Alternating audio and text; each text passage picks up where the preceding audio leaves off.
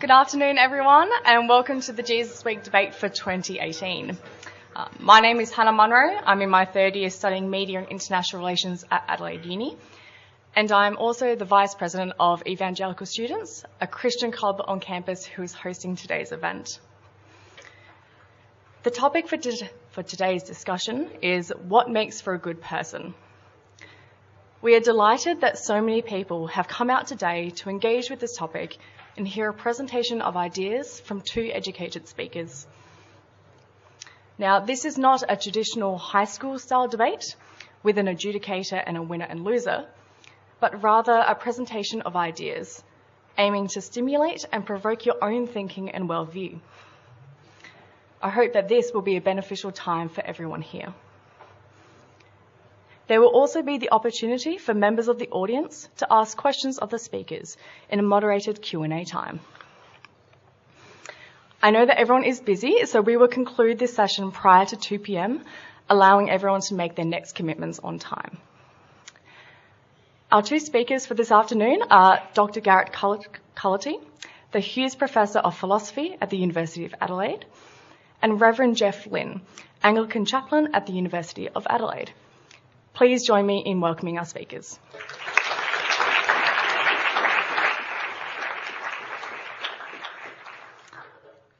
The format will be as follows. Both speakers will present one 5-minute address on the topic, what makes for a good person. I will ring a bell once at 5 minutes and then continuously at 6 minutes. Once both speakers have presented, we will conduct a moderated Q&A time. I will outline the guidelines for the Q&A time after both speakers have presented. Now, I'll invite you to turn off your phones if they are not already on silent, and we'll get started soon. I would now like to invite Dr. Garrett Cullity to come forward. Please make him feel welcome.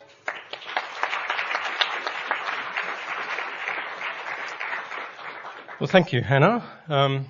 It's fantastic to see so many people here. Now, as Hannah says, this isn't presented in the format of a traditional debate. I hope we get some disagreement going. But what I thought I'd offer you is a perspective from philosophy on this question. Now, this is one of the oldest questions in philosophy. There's a language that goes with the philosophical tradition for talking about this, and it's the language of virtues.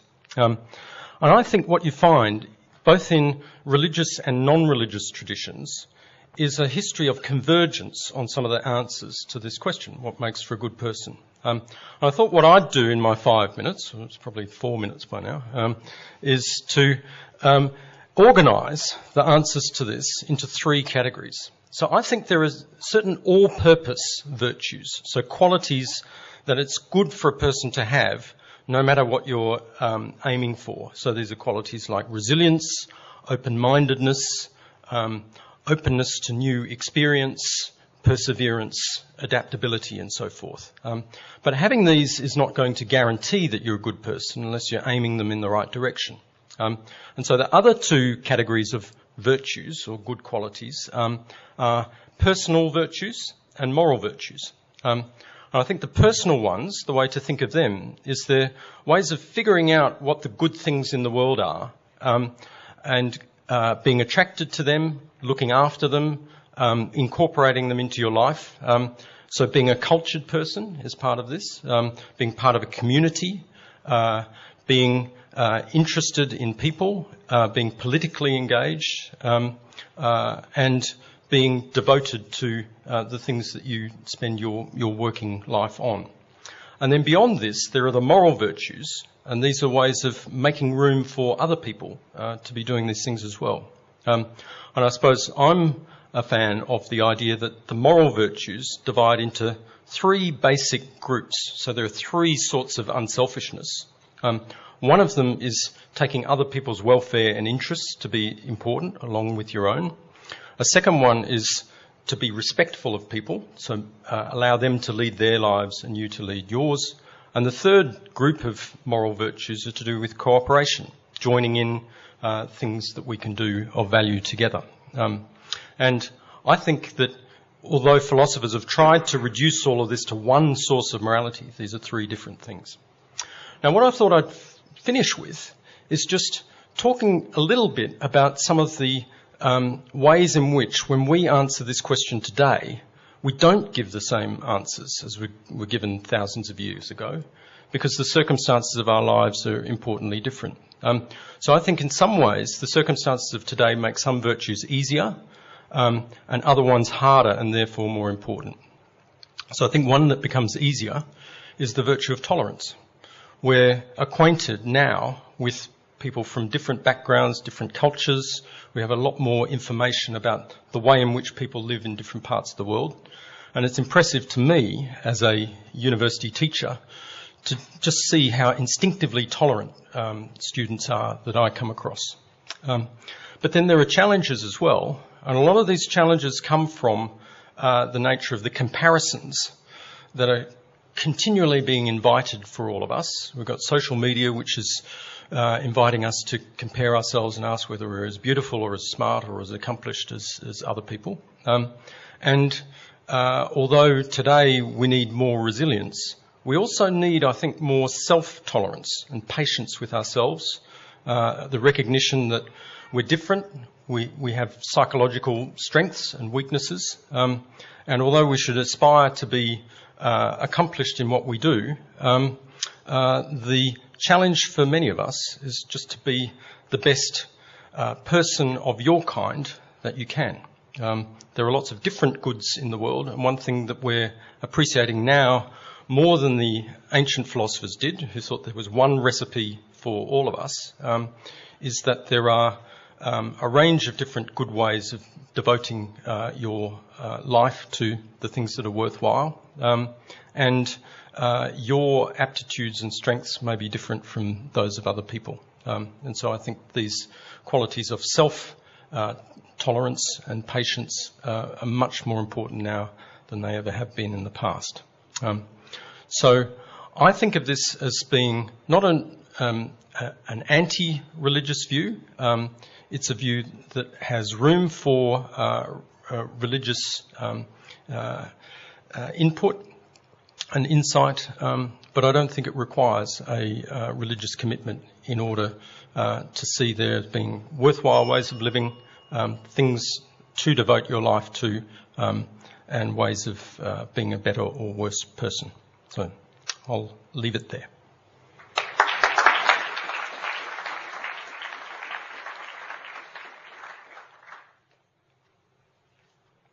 Thank you very much, Garrett. I would now like to invite Reverend Geoff Lynn to give his presentation.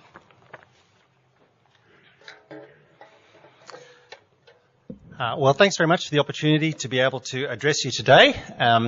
Like Garrett, I think it's brilliant to see university students who are keen to explore the bigger questions of life and not just how to pass exams.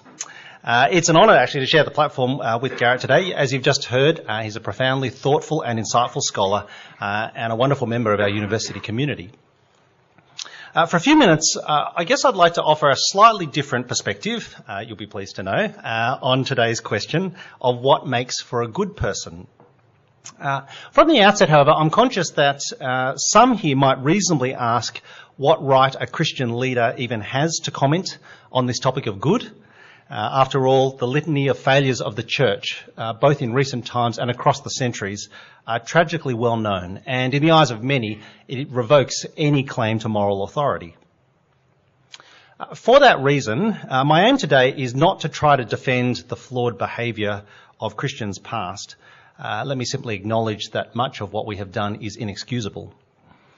Rather, I want to draw your attention to the vision or picture of what Christianity ought to be like, as seen in the one who is at the very heart and core of Christianity, that is Christ, Jesus of Nazareth, King of the Jews. Jesus, I think, has three important comments to make with regards to our question today of what makes for a good person. Each of the things that he says are immensely challenging, and so I just want to quote them and then try and tease out some implications for us. Firstly, Jesus has something to say about the essence of being a good person. He preaches famously what we've come to know as the golden rule, that is, do unto others as you would have them do to you, or put even more positively, to love your neighbour as you love yourself. Jesus, of course, is not one to simply rest on pat truisms or platitudes. Rather, he widens the definition of neighbour to be more than just those who we like or those who will reciprocate our favour. Rather, he says, that ought even include those who oppose us. And so Jesus will famously say, you ought love even your enemies. A second thing that Jesus says on the topic, and I suppose more controversially, is he insists that he alone has the right to define what is good. It's Jesus who actually declares, I am the way, the truth and the life. No one can come to God except through me. Now, it's true today, of course, that Christians are often accused of being intolerant, of not respecting other people's views, and sadly that charge, I confess, has some merit. But it's Jesus who's making the most outrageous claim of all. He's the one who says that he's the arbiter of truth, that he alone has the right to define what is good. I recognise this is not the Jesus who's parodied in medieval Western art. You know, the one with the blonde hair and the blue eyes, holding the lamb in his arm, piously intoning peace and goodwill to all humankind. Rather, this is the picture of a Jesus who asserts a moral authority that he says flows from who he is, from his very being. In fact, he'll go on to claim that he is a judge. And he is a judge, therefore, who possesses the right to tell people how to live. The basis of his authority, he says in the end, is a claim that some will dispute, but Christians at least believe, his resurrection from the dead. Because I suppose anyone with that kind of power needs to be listened to. And thirdly, most confronting of all, Jesus says that the measure of our goodness or lack thereof is found not just in our actions, but supremely in our intentions. Most strikingly, Jesus will say, therefore, that looking lustfully at someone is the same as sleeping with them. Now, in a sense, he can't literally mean that. The consequences, of course, are very different. But what I think Jesus is doing is asking us how we might react if our thoughts, now secret and hidden, were to be one day exposed for all to see. I don't need to tell you that that's an uncomfortable and awkward thought. I, for one, am very glad that no one has ever attempted to make a movie of my life, chronicling my failures and misdemeanours, let alone documenting the thoughts that have been going on in my mind. I imagine that if such a movie were made, it would be both excruciatingly long, and if anyone were to see it, I would quite literally die of shame. For so much of the conduct that I so readily justify is clearly inexcusable. But in this deeply penetrating analysis lies also the faintest trace of optimism, the smallest seed of hope. If Jesus says that our intentions and motives do matter, then objective success and failure are not the only measures of our lives, which I think actually offers a liberating relief. A freedom that perhaps, if there is one who sees all, if they are merciful and gracious, there might be hope. Obviously, Jesus has much more to say. The Bible contains lots of answers to the questions that flow from this. Is morality timeless or contextually defined? Can I have any reason to expect justice? Have I been made for a purpose, or am I just an upgrade on a previous version? We'll get to these answers in Q&A, but can I just commend you and encourage you, whilst you're at uni, please check out these questions and look for some answers. Thank you.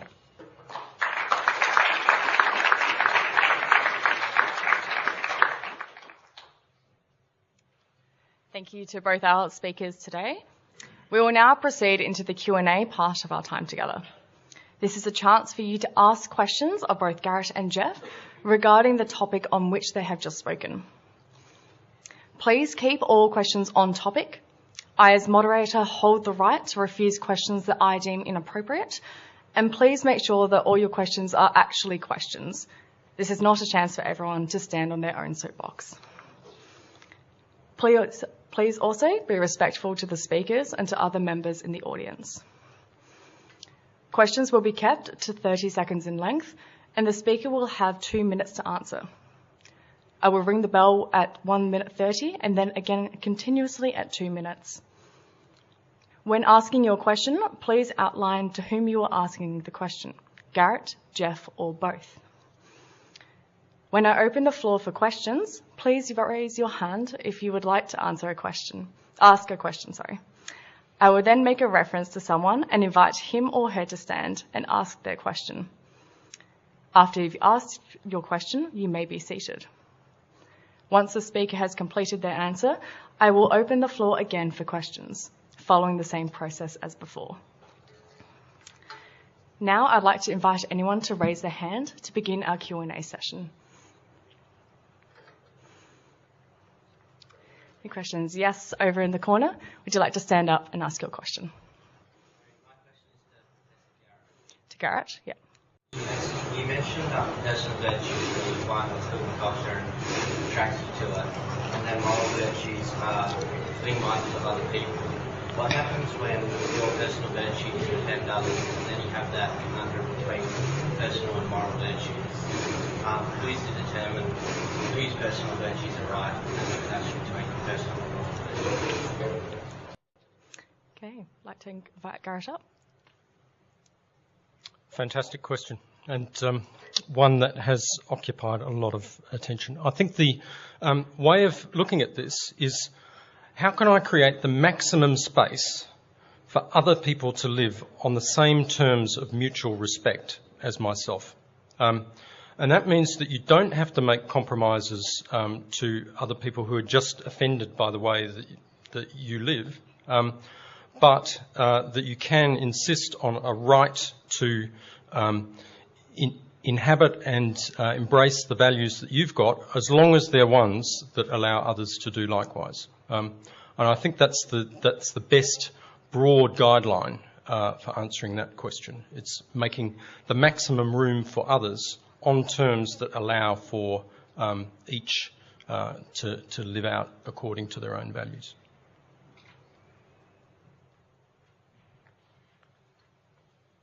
Thank you, Garrett. Does anyone else have a question for either of our speakers? Yes, would you like to stand? My question is for Garrett as well. How do you define good and bad? Definitions. Philosophers are great at definitions. So good things are the things that you ought to be in favour of in various ways. So protect them, embrace them, look after them, admire them, appreciate them. There are lots of different ways of being in favour of things, being for or pro something. Good things are the things that demand that attitude. And that's I think, the best way of making sense of the broad range of things that are good. Part of them come from qualities of people, part of them just from things we encounter in the world, parts of nature and so forth. They're the things that we experience as demanding affection, protection, admiration. That's my definitional answer to that question.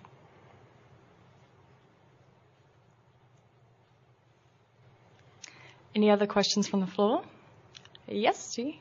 Reverend, you said something how Jesus determines his authority to determine what true and good by his power. Does that mean if another object or someone else has more power, they can make up their own definition of what is true and what is good? Mm-hmm. Yeah, thanks very much. So the question is, I asserted that Jesus has a right to comment on morality because of his inherent power. If something was more powerful, ought you listen to them? Yeah, absolutely. I suspect for most people the stumbling block comes with the assertion of Jesus' ability and power. There's little dispute that Jesus is a person of history, but the claims that he made, those are things that I think particularly Christians believe but not everyone else agrees with.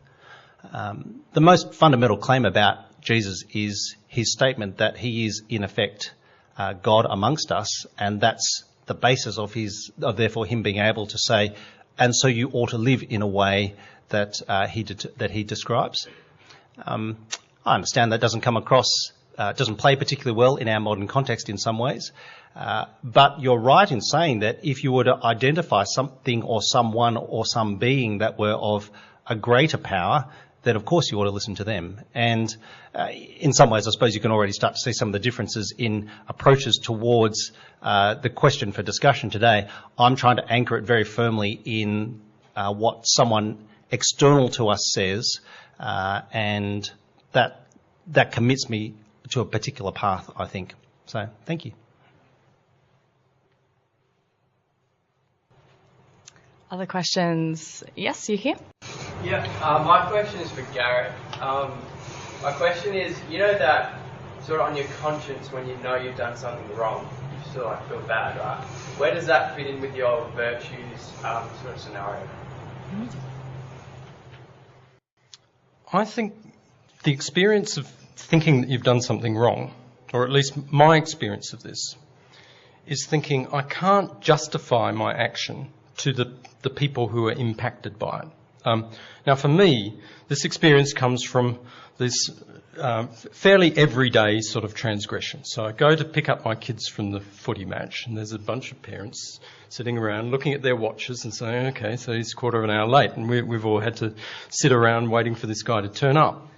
And the feeling of guilt that comes with that is the feeling there's nothing I can say to these people that can actually provide me with a proper justification. And I think your conscience is internalising that. It's thinking, I couldn't really justify what I've just done to others. Now, I don't think conscience is an infallible guide to right action. I mean, it is, for most of us, if you're already a pretty good person, then that voice is going to be pushing you in the right direction. But we're aware from history of people being told by their conscience to do all sorts of terrible things. Yeah.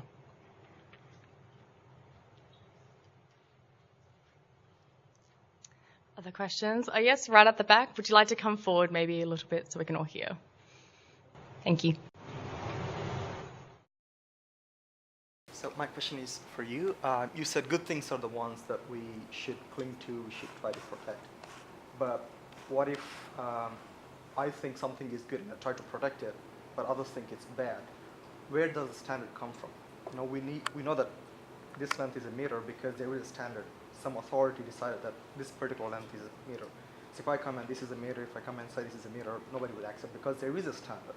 So where does the standard for good and bad come from? Because I could say rape is a good thing and I want to try to protect it. So how do you stop that chaos? Standard for good and bad. Yeah, so the question is, where does the standard for good and bad come from? Jeff's offered you a very clear answer to that question. I've offered you a much vaguer answer to that question. And I think we each need to work this out by using our ability to say why good things are good. So what is good about the things that we care about and are most passionately attached to? When there are disagreements, the first thing we've got to do is try and articulate what we think the other person is getting wrong. And there comes a point at which you either think the other person is not listening to you, or that they're really not appreciating something that's of fundamental value. And I mean, to take the example you use, I can't imagine any conversation in which I have with someone who thinks that rape is good, where they're actually able to articulate something that's good about it that is persuasive. And to my mind, actually, the thing that's most captivating about the great moral teachers of history, including Jesus, is that they're articulating things that we're all already, I think, capable of recognising the merit and worth and value of. And some people are not equipped with that, and you and I just actually have to figure it out for ourselves. That's my view.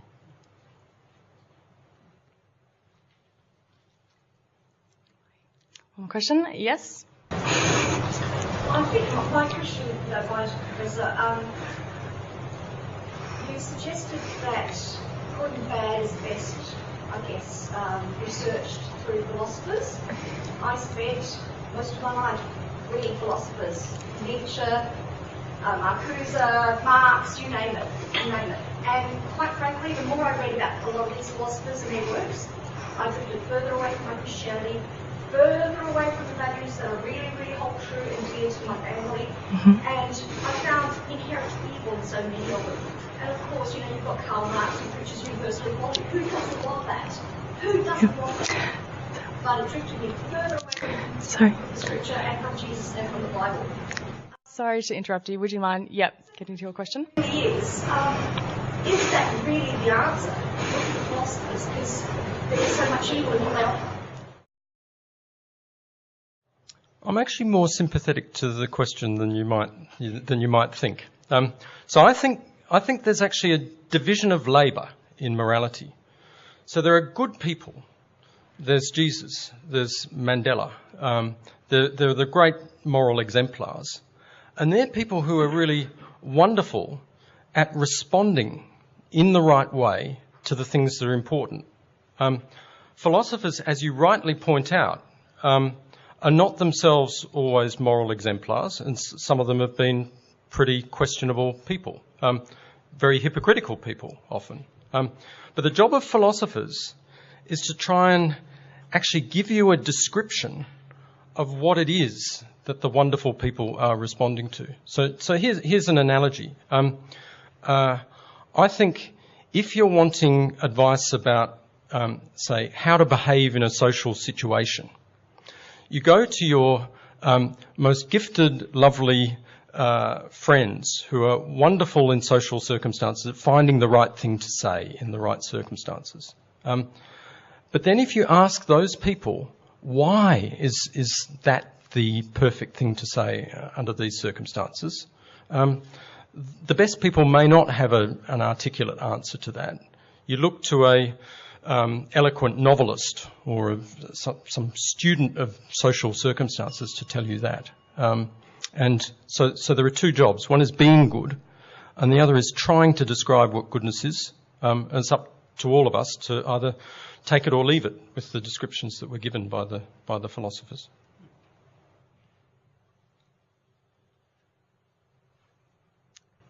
Any more questions? Yes, you're here. My question's for Jeff.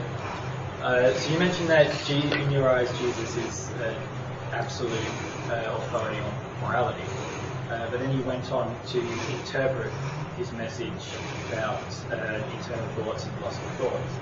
I was wondering if you went on to interpret that message, what set of morals are you using to interpret the absolute authority on morals? Yeah, thanks very much. The question was, I've asserted that Jesus has an absolute authority, but then, as rightly been pointed out, I've told you what I think that is, and I therefore have applied a degree of interpretation to it. Thank you. That's a very fair observation. I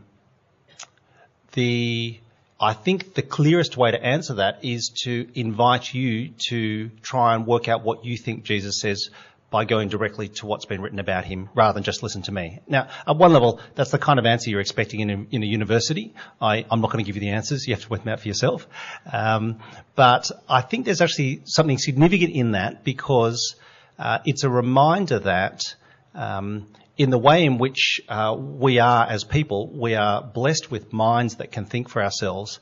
And actually, when I alluded to some of the errors and mistakes and missteps of the church in the past, it's almost always come when leaders in the church have tried to tell everyone else, just do what we say. And that's good evidence for that. So my response would be, there is a degree of interpretation. I think that's inevitable because we all respond to data and construct our response in a particular way.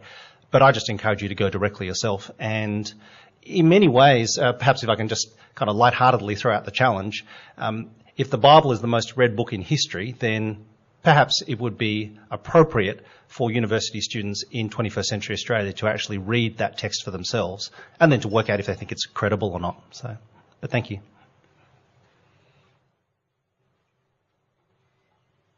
Okay, any more questions? Yeah, we'll come back to you again. What's your question? I have another question for you. So is it fair to say that the definition of good and bad is due to personal interpretation? And then if that is a yes, do you believe in any other absolutes?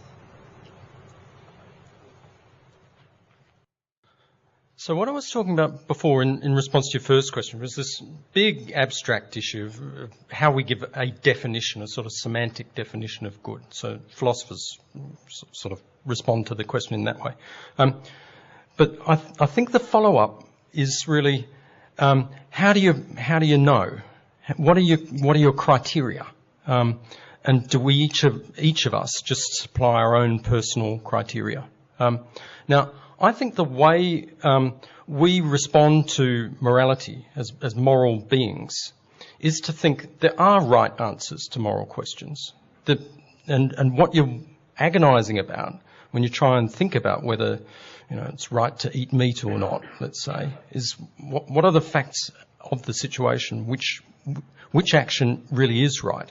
Now, each of us, I was saying before, needs to try and work out for ourselves what the answer to the question is. So as I see it, there's no way around that. We need to try and articulate those answers to each other, work out what's the most compelling one. That doesn't prove I've got the correct answer, but it's the most I can do to try and work it out. We might continue this further, but I think my 2 minutes has probably expired.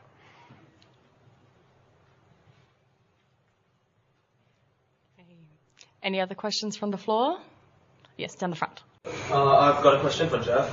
So, just now you mentioned that the measure of our goodness is inside our intentions, and this seems to leave Jesus' definition of goodness exclusively to those who are intrinsically good, because if you have those bad thoughts, it implies a lack of intrinsic goodness, even if no action is taken. Isn't this a little bit unfair to those who want to be good but do not have that intrinsic goodness inside of them?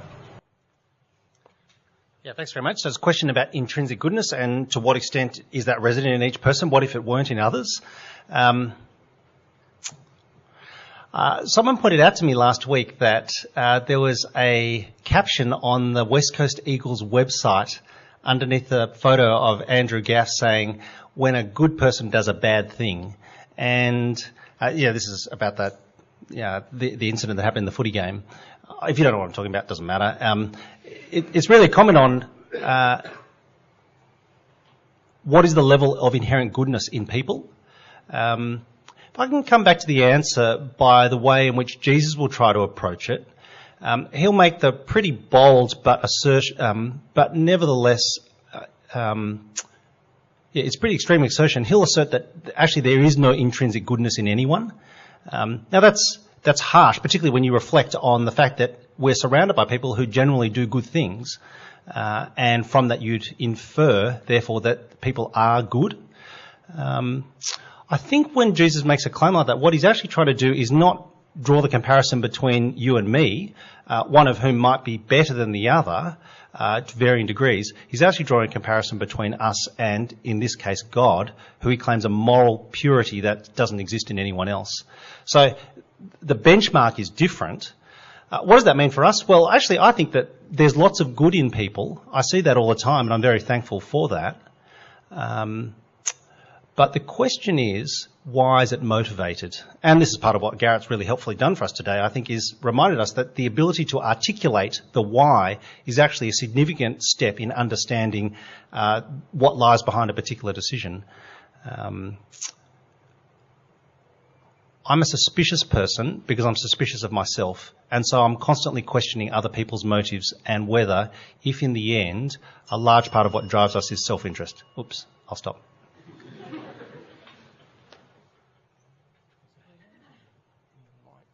Oh, there's a hand in the lights. Oh, yeah. Thank you. Sorry, can't see because of the lights. Would you like to stand and ask your question? So, Jet, what is the kind of difference between following the moral, well, in your opinion, what is the difference between following the moral teachings of Jesus and actually believing that he is God on earth? And what implications does that have to being a good person?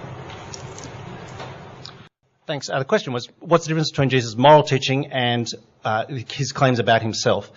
Look, I think they're intrinsically linked. So, quite frankly, if Jesus makes lots of really radical claims. He makes claims about how we ought to treat each other, but most of all he makes claims about himself. To be honest, if you discount what he says about himself or don't believe what he says about himself, you might as well ignore everything else. Because if people aren't able to express or articulate their own self-understanding, then actually I think they don't have any right to be able to comment on others. Now, you might, in putting it that way, I'm trying to open the door for you to then ask the question, is what Jesus says about himself believable or not? And to come back to the earlier question, I think in the end the only way for you to work that out is not to listen to what I happen to think about it. I have a particular perspective and I guess that's charted the course of my life in a particular direction. But you're all able to think, so do the research yourself and make the call yourself. If you work out that he is credible in his self-awareness, I think therefore that gives you the opportunity to listen to what he says about everything else. So, thank you.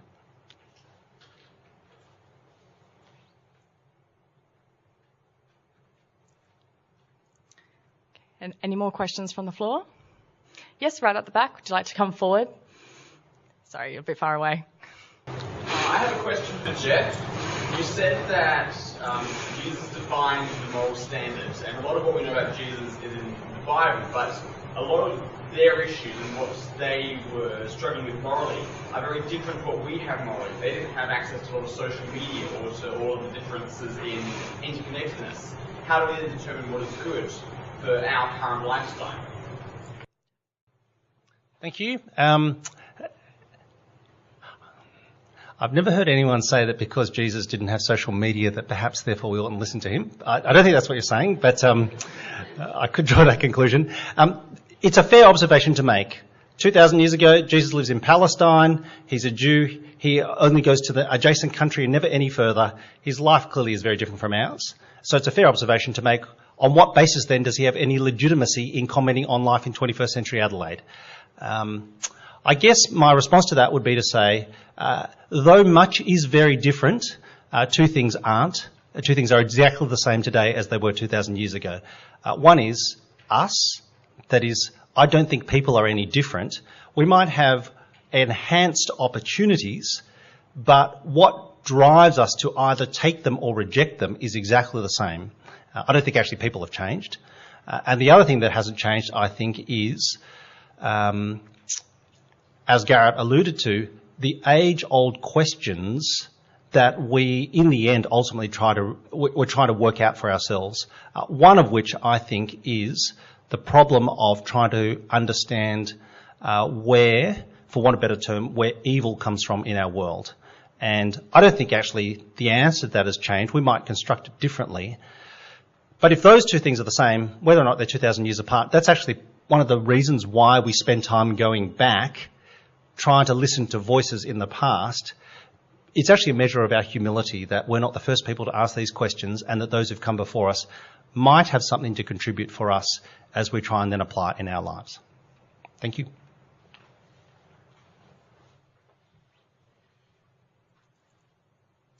Okay, we've got some time for a couple more. Any more questions? On the left? Oh, yes, would you like to stand again? So I personally love the idea of going to heaven or relatives, loved ones who die and going to heaven for the afterlife, all that stuff. Should we, as we move away from God toward the truth that comes within us, is that idea goes away as well, the idea of the heaven and life after death? Okay, so the question was about heaven and life after death. Happy to answer this one? Yep. Yes, so the question was, once we think that we have the responsibility to figure out how to live for ourselves, what implications does this have for thoughts about heaven and hell? I actually think these are two separate issues myself. So one is a question of whether there is such a thing as a personal afterlife. And I think whether or not that's true, there are still standards that human beings, wise human beings, have been able to recognise and converge on for living a good human life, recognising each other as humans with the same strengths and weaknesses, problems, challenges and so forth. And it's actually quite remarkable that we've come up with broadly the same prescriptions for being a good person which are actually quite independent of people's religious views. So I think there are moral standards that are independent of thoughts about an afterlife. And actually, if you're motivated to be decent to other people because of concerns about a posthumous reward or punishment, then that's less good than being concerned about other people for their own sake.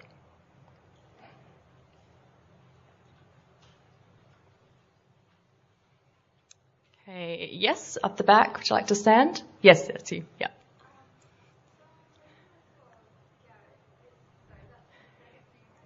Yeah, Garrett.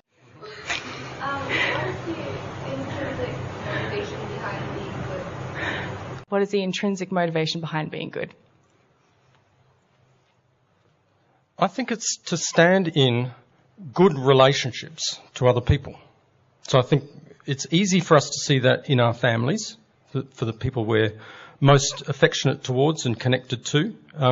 If you ask what further motivation you've got to love your parents, there isn't any further motivation. It's the quality of that relationship. And I think actually that when you treat a complete stranger with respect or concern, or this other thing I was talking about, where you cooperate together, that puts you in a good relationship with other humans, as one human to another. And I would say that is intrinsically good, and it is motivating. And this is what we find when, I suppose, we're concerned about running into these evil, nasty individuals who are going to exploit us and attack us and so on.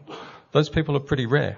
Most of us are actually motivated to want to stand in good relationships to each other, and to be able to look other people in the eye and be able to justify your action to them.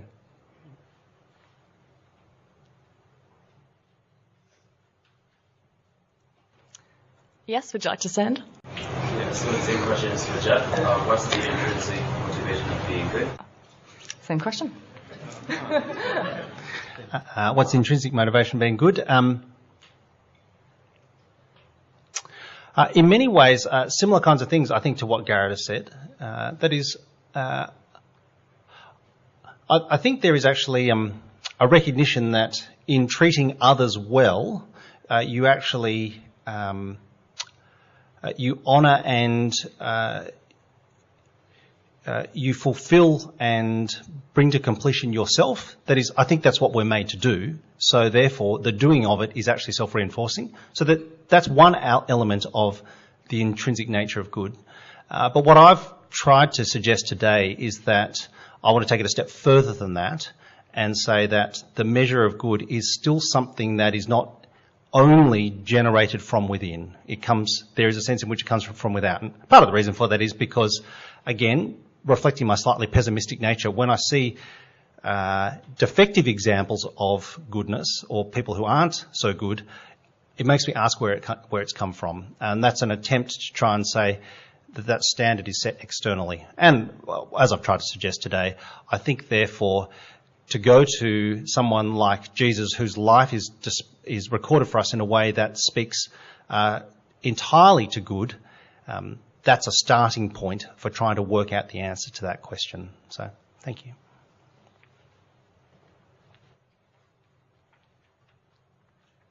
We've got time for one final question. Yes, in the grey. Would you like to stand? My question is for Jack. Assuming the authority of Jesus is given this question, if we, in a world that's increasingly more democratic, should we assume that just on the basis of authority we should listen to people, or should we be more pragmatic and consider our own self-interest, even approaching other religions or even approaching, a humanist view or a secular view? Okay, thank you. Thank you. I must say I haven't quite followed the logic of your question. Do you mind just saying again? Is that all right? I'm sorry about that. Yeah, I mean pragmatic in the sense prioritising our self-interest. I know in my life I've done research in a number of religions. I feel like I can live a better life for myself if I separated myself from that, and I saw morality as within myself from within. But the main issue there is authority. What authority? Because should I listen to, if any? So where does authority fit in the world that's increasingly different? Okay, thank you. So where does authority fit when you can look at different things and try and take the best from them and then try and apply them and see how they work out? Thank you. It's a hard question for me to answer because, well, we're Australians, so therefore by definition we're anti-authoritarian, you know. Start with that. And also, this is me betraying my age, nothing is more likely to rile a university student than an older person telling them you should listen to authority. So I get all of that. I guess, I suppose, not having met, although I'd love to chat more afterwards, I want to commend you in actually doing the research and taking the time to listen and to explore. That's a large part, I think, of what both of us have been trying to say today. That is, in hearing other people's attempt to articulate what they think about good and not good, that helps you work out something for yourself. Maybe the best thing for me to say is, I hope this is the case for all of us, that we're always constantly willing to listen and to hear the possibility of new ideas and new voices and correction, because even, and you know this for your own life, even when you think you know something's right, sometimes later you discover that perhaps it wasn't all as neatly integrated as you thought. If that's a final thought that people take from this time, that is the ongoing pursuit of both articulation and responding and hearing, I think that's a good thing. Part of what I've tried to suggest is that the voices of those who demonstrate consistency in their own lives, I think they ought to feature more heavily in the way in which we apply that to ourselves. And, you know, to put it really bluntly, that's because we don't listen to hypocrites, and you all know that from your own experience. So, thank you. Thanks, Hannah.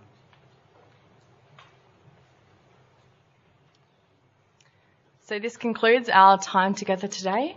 Thank you so much for your attention and participation. I hope this time has been really thought-provoking and of interest to everyone. I'd like to especially thank Garrett for coming and giving his time and energy to give this really dynamic and interesting presentation. We really appreciate your insight into this area. And would you please come and receive this gift of our appreciation?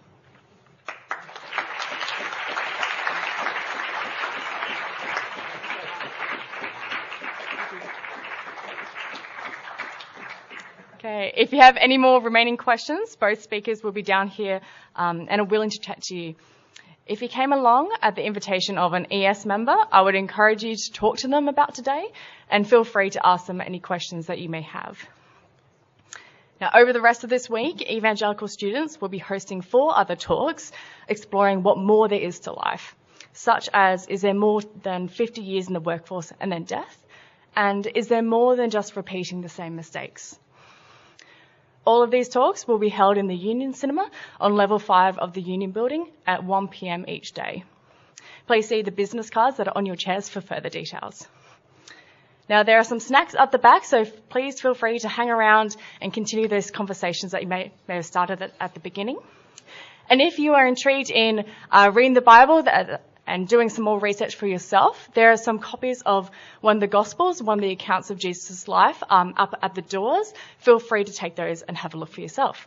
Thank you so much for your time and look forward to seeing you around.